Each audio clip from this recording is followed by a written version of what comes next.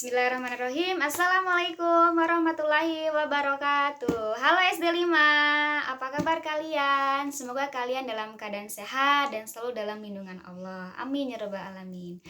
Alhamdulillahirabbil alamin. Kita ucapkan syukur alhamdulillah kepada Allah karena dengan atas rahmat dan nikmatnya kita bisa melakukan banyak hal seperti aktivitas ya, belajar, berpikir, dan hal yang lainnya yang masih banyak nikmat yang harus kita syukuri. Bahkan untuk hari ini saja seperti yang kita lakukan saat ini, kita sedang belajar dan menuntut ilmu, itu adalah suatu nikmat yang Allah berikan dan harus kita syukuri ya.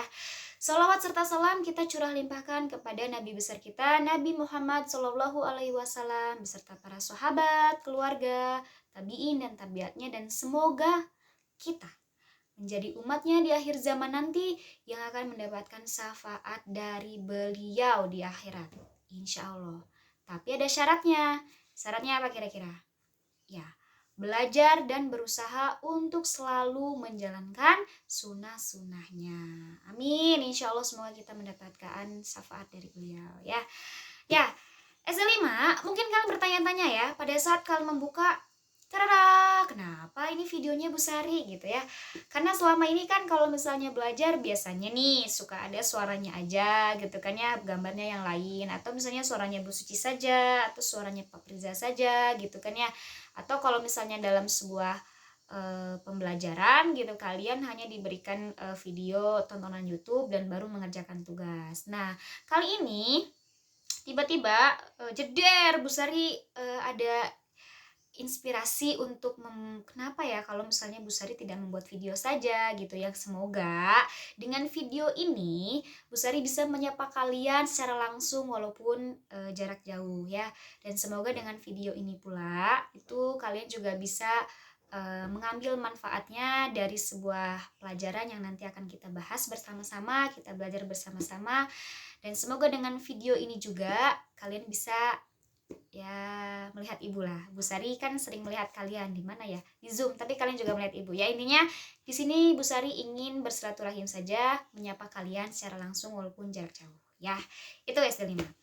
Nah, hari ini insya Allah kita akan membahas tentang Sirah Nabawi. Nah, untuk SD5 kalian jangan pernah bosan dengan untuk mengetahui atau belajar tentang Sirah Nabawi, karena Sirah Nabawi itu adalah sebuah sejarah ya, sebuah sejarah Islam ya, yang kita perlu tahu ya tentang kisah-kisah teladan yang di dalamnya, yang perlu karena suatu saat kita juga akan belajar untuk mempraktekkan teladan-keteladanan itu dalam kehidupan sehari-hari, dan itu pun bisa menjadi amal solih yang akan kita lakukan. Makanya kita harus perlu tahu dari kisah-kisah teladan para sahabat nih SD5 ya.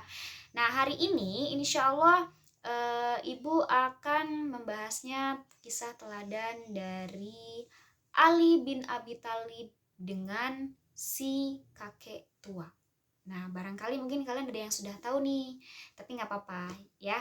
Biarkan Bu Sari dulu yang mau menceritakan kisahnya. Nanti kalian juga boleh bercerita ulang terhadap atau kepada orang tua atau kepada adik, kakak, dan sebagainya ya. Tapi intinya Bu Sari saat ini ingin menceritakan kisahnya karena kisahnya sangat luar biasa, dan semoga kita bisa belajar darinya dan bisa meneladaninya ya. Nah, dalam sebuah riwayat ya, sebelum kita beranjak ke kisahnya, diriwayatkan dalam suatu hadis kursi dulu ya. Di situ Rasulullah Shallallahu Alaihi Wasallam bersabda seperti ini bunyinya: setiap pagi dan sore Allah itu selalu memandang wajah orang yang sudah tua ya, seraya berfirman, wahai orang yang sudah tua usianya, sudah keriput kulitnya, sudah lemah tulangnya, sudah dekat ajalnya gitu kan ya, dan sudah dekat pula akan menghadapku, kata Allah, malulah engkau kepadaku, kata Allah ya, karena aku pun malu kepada ketuaanmu dan aku pun malu menyiksamu di neraka. Tenet ya, melihat tuanya jangan ke Bu Sari ya, karena itu bukan karena Bu Sari intinya masih muda, insya Allah ya. Intinya nanti suatu saat kita akan masa depan kita adalah pasti akan menjadi tua ya. Nah, dengan itu artinya gini SD5 ya, anak soleh, solehah, sebelum Allah membalas kepada kita, baik itu balasannya nikmat atau balasannya itu siksaan ya, Allah itu pasti akan memberikan peringatan terlebih dahulu. Setelah peringatan, Allah akan memberikan pelajaran terlebih dahulu kepada hambanya. Ya, nah barulah setelah peringatan dan pelajaran itu diberikan, lalu bagaimana kita melakukan suatu perbuatan atau amalan. Jika baik, ya Allah akan balas dengan nikmat, kenikmatan. Jika buruk, maka Allah balas dengan siksaan. Ya, nah dan Allah saja itu malu terhadap kita jika Allah menyiksa kita dalam kondisi sudah tua. Ya, kenapa malu? Ya, itu sifat Allah gitu. Allah malu, ya. Lalu bagaimana dengan kita? Apakah kita juga malu terhadap Allah jika kita tidak melakukan perintah-perintahnya dan selalu melakukan hal-hal yang buruk yang Allah tidak suka? Apakah kita malu atau tidak? Nah, itu hanya bisa dijawab oleh diri kita masing-masing. Silahkan sebagai bahan bentuk untuk muhasabah diri. Apakah selama ini perbuatan-perbuatan kita ini disukai sama Allah atau tidak, gitu ya. Maka salah satu bentuk iman itu adalah rasa malu juga nih SD5. Ya, jadi rasa malu itu ternyata tidak selalu buruk. Kalau misalnya rasa malunya terhadap Allah, ternyata itu adalah bentuk iman kita, ya.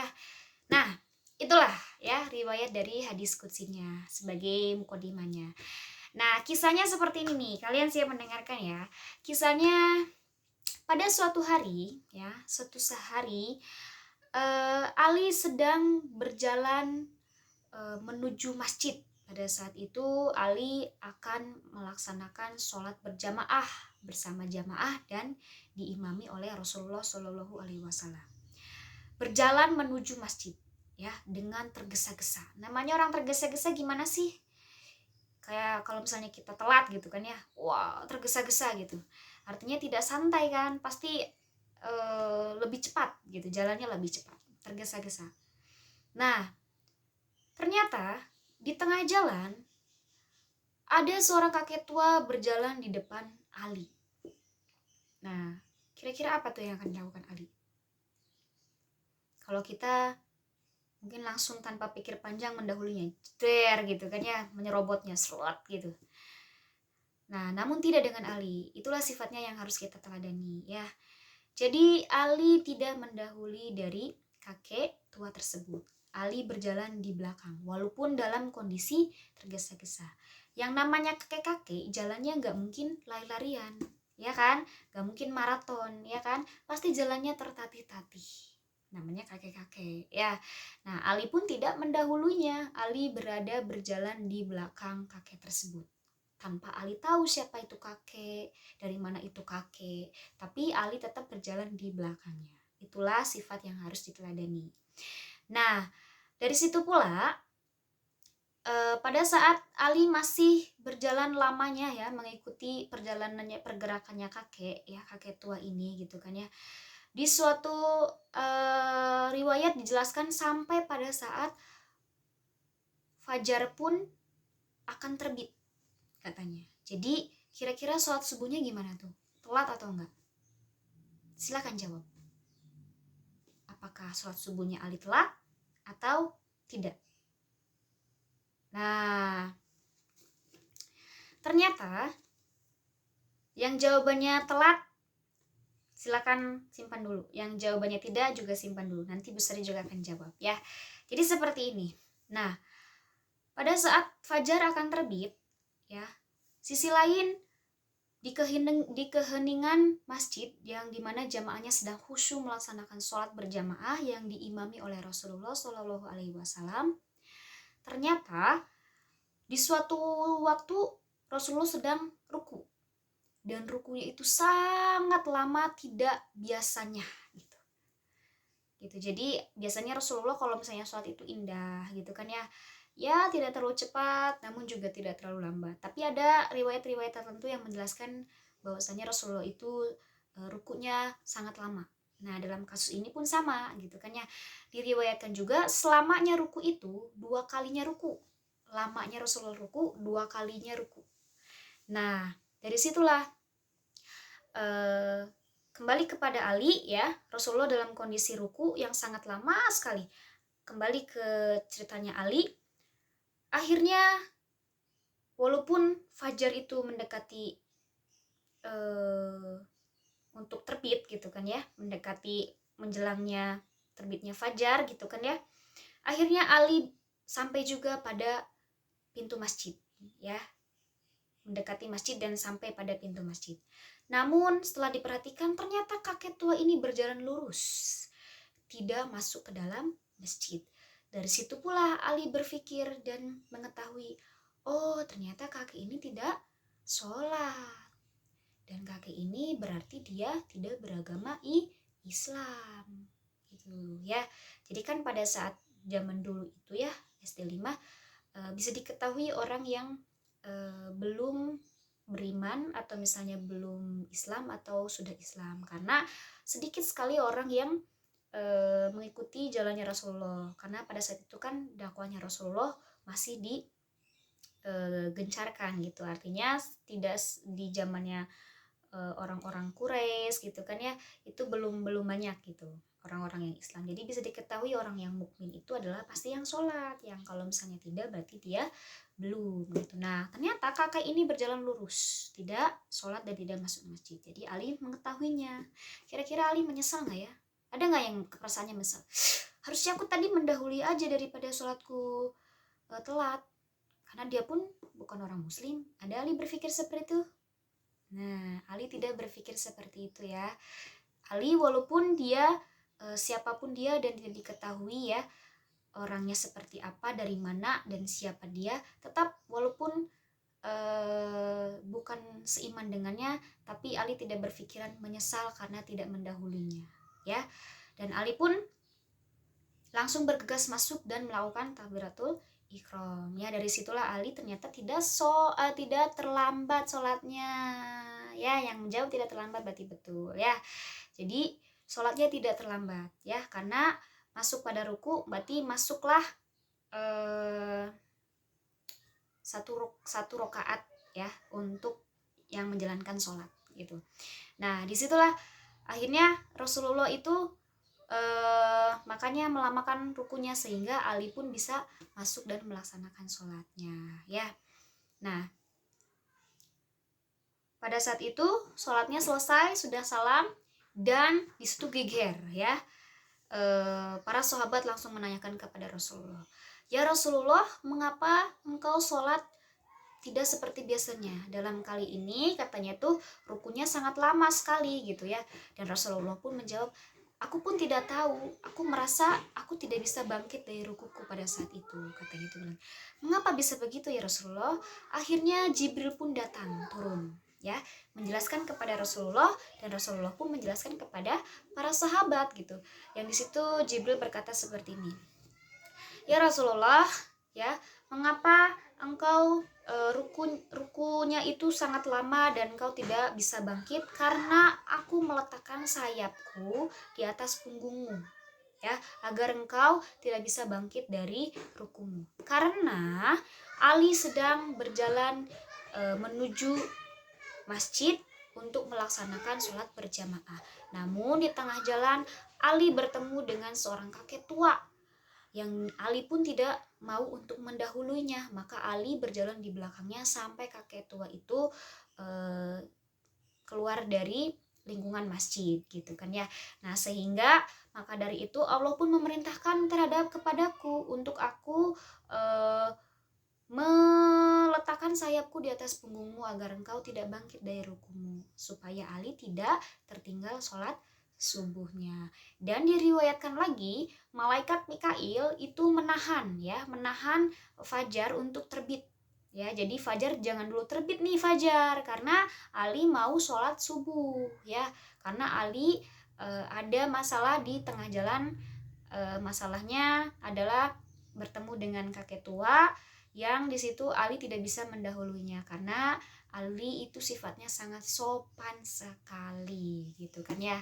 Nah, dari situlah kisahnya SD5 yang patut kita teladani gitu kan ya. Bahwasannya setelah kalian mendengar kisah ini dari Bu Sari, kira-kira hikmah apa yang bisa kita ambil? Hikmah apa? Yang pertama, kita harus menghormati orang yang lebih tua ya. Baik dari ucapan kita, baik dari perilaku kita harus menghormati. Jangan sampai ucapan kita lebih tinggi dari orang yang lebih tua, atau jangan sampai ucapan kita menyakiti ya, atau menyinggung perasaannya. Terus yang kedua, di situ juga kita harus memuliakan orang tua ya. Jadi dengan tidak mendahuluinya itu juga bentuk memuliakannya gitu, tanpa kita tahu siapa dia, walaupun dia bukan orang tua kita, bukan kakek nenek kita gitu kan ya, tapi kita harus memuliakannya. Nah, SD5 terutama dalam kondisi seperti ini kan kita berada di rumah nih, yang selalu kita temui siapa? Ayah, ibu, kakek, nenek kita di rumah. Maka kita harus belajar untuk selalu memuliakan orang tua kita ya.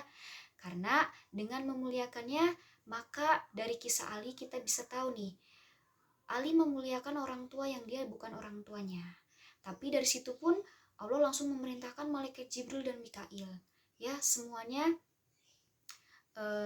diturunkan ya untuk bisa menolong Ali ya. Jadi dari kisah itu pun hal yang kecil yang bisa dilakukan oleh Ali padahal dia sedang tergesa-gesa, namun hal kecilnya adalah dia bersabar untuk tidak mendahului kakek tua itu. Allah pun langsung memberikan pertolongan.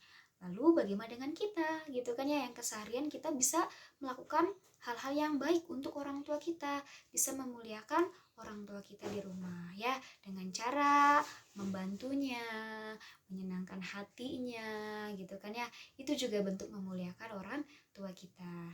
Dan yang paling penting dari kisah ini adalah kita belajar untuk mempraktekkan dalam kehidupan sehari-hari ya, karena itu bisa menjadi amal soleh kita, apalagi di bulan suci Ramadan. Insya Allah pahalanya berlimpah nih SD5 ya. Ya itu juga buat pelajaran buat Bu Sari sendiri, tapi kita sama-sama belajar untuk meneladani kisah sahabat dan kita juga belajar untuk mempraktekannya dalam kehidupan sehari-hari. Itulah ceritanya SD5 ya, semoga bisa memberikan hikmah dan memberikan manfaat dari kisah yang Bu Sari ceritakan. Mungkin ada hal yang kurang, ada yang salahnya, Bu Sari minta maaf. Semoga nanti kalian bisa baca-baca atau bisa mengetahui dari sumber yang lain. Intinya adalah semoga kita menjadi orang muda yang selalu memuliakan orang yang lebih tua dan menghormati, terutama ayah ibu kita ya, karena ridho orang tua, ridho Allah itu adalah ridho orang tua gitu. Itu saja yang ingin Bu Sari sampaikan SD5, semoga bermanfaat. Salam ridho dari ibu dan semoga kalian sehat selalu dan semoga kita disehatkan ya, dilindungi oleh Allah, dan semoga Allah mencabut wabah ini dari kehidupan kita dan dari dunia ini sehingga kita bisa bertemu dan bersilaturahim lagi, insya Allah, amin ya. Terima kasih. Wassalamualaikum warahmatullahi wabarakatuh. SD5, dadah.